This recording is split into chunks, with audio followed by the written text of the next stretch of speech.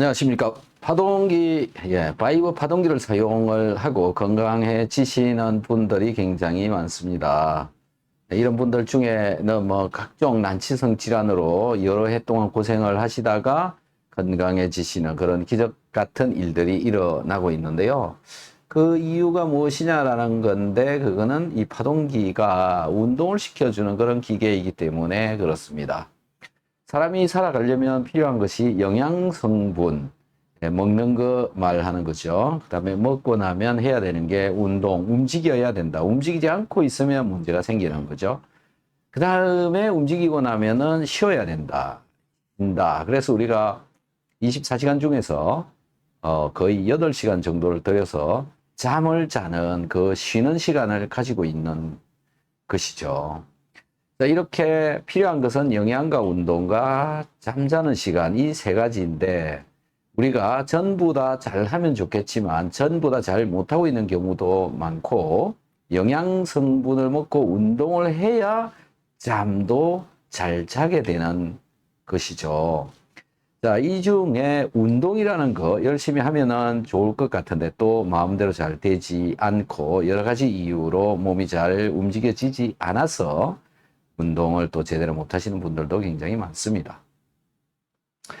자, 지금 봄이 오고 있고요. 봄이라고 하는 것은 겨울에서 이제 봄으로 넘어가는 이 계절이 변하는 이런 이제 시간대인데, 이럴 때에 이제 낮과 밤의 기온차가 심하고 이 기온 차이에 몸이 잘 대응하지 못해서 각종 문제들이 발생합니다. 그래서 이것 때문에 오는 것들이 이제 뭐 감기 외에도 여러 가지 문제가 일어날 수 있다. 그래서 이 체온을 오늘은 어떻게 잘 조절할 것인가, 이런 것들에 대해서 또 박정호 사장님과 또 한번 논의를 해보도록 하겠습니다. 사장님 안녕하세요. 네, 안녕하세요. 예. 자, 오늘 이렇게 바쁜 시간 참여해 주셔서 감사드립니다. 네, 감사합니다. 예. 자, 이 우리 바이브 파동기, 몸에 전기를 넣어주는 것을 통해서 운동을 시켜주는 이 기계, 체온을 조절을 하고 이 환절기에 좀 더 건강하게 살아갈 수 있습니까? 네, 네. 그렇습니다. 네. 그래서 환절기에는 보통 어떤 문제들이 일어나고 있어요?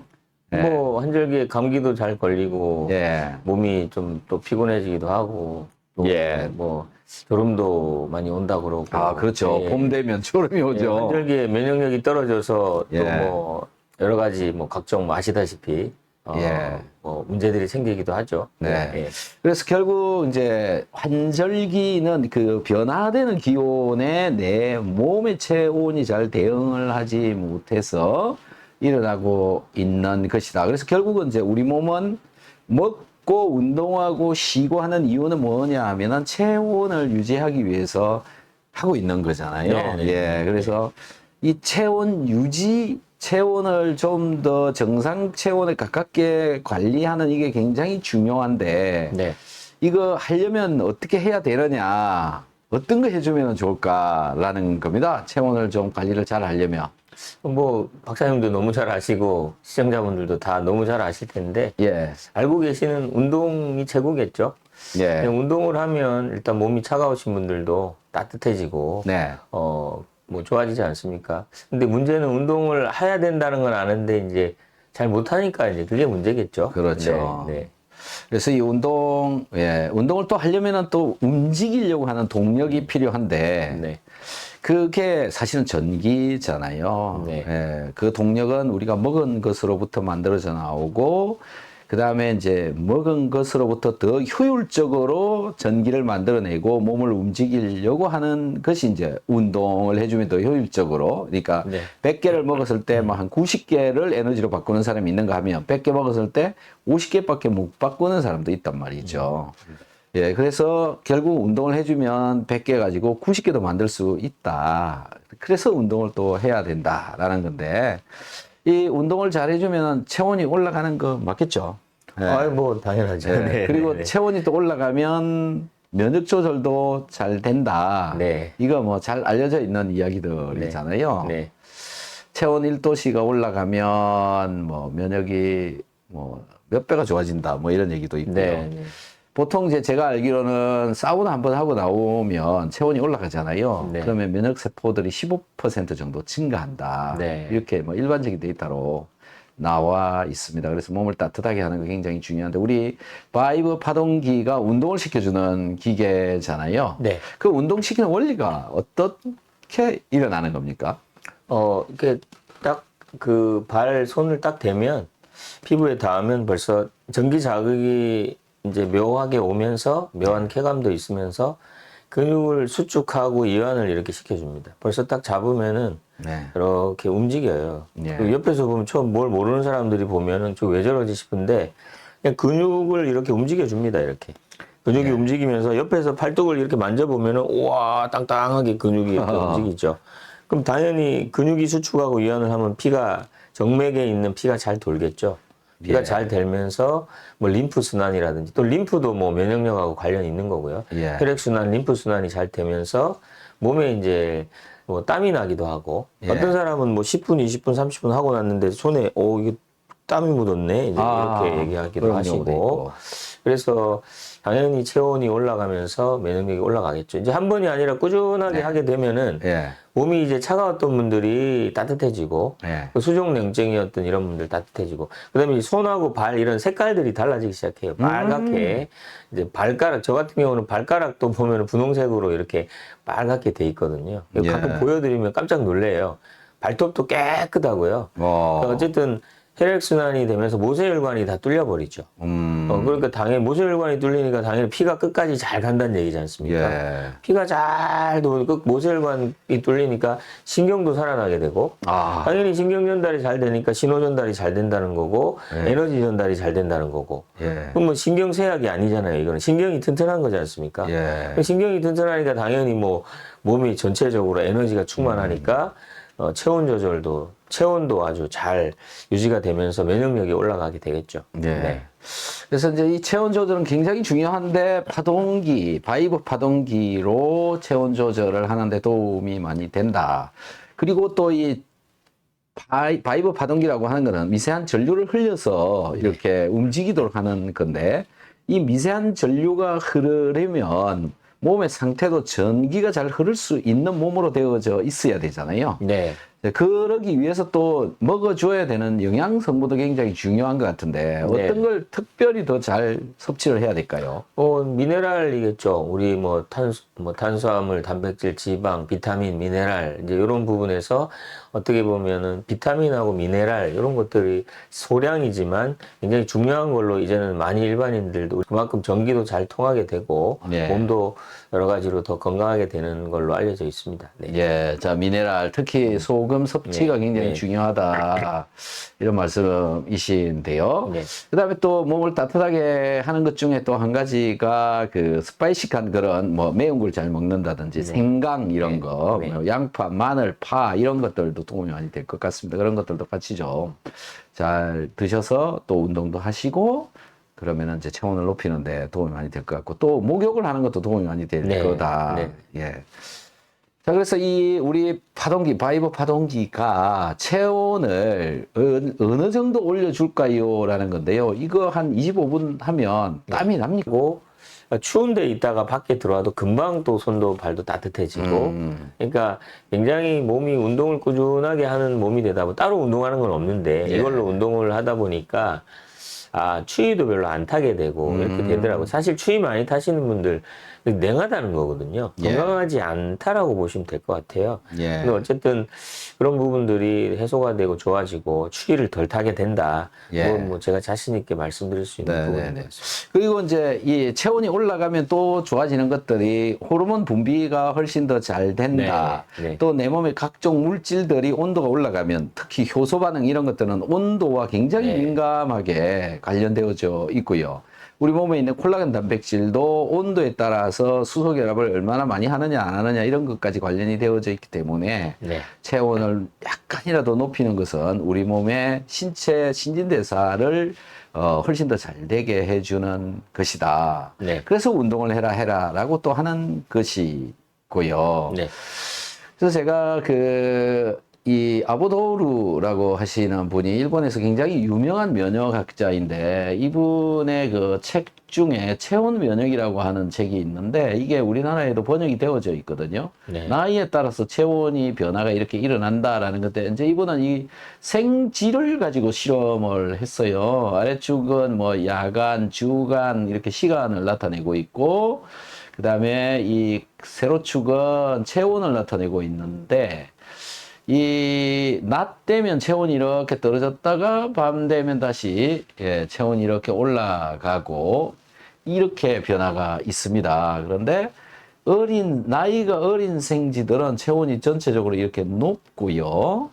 나이가 더 늙은 생쥐는 이렇게 체온이 아래로 떨어지더라. 즉, 이 이야기는 나이가 들어감에 따라서 체온 조절을 하기가 어려워진다. 체온을 높이기가 상당히 어려워진다. 그게 이제 먹는 것, 그다음에 근육의 양, 그다음에 또 수면 이런 것들이 관련이 돼 있기 때문에 그렇다.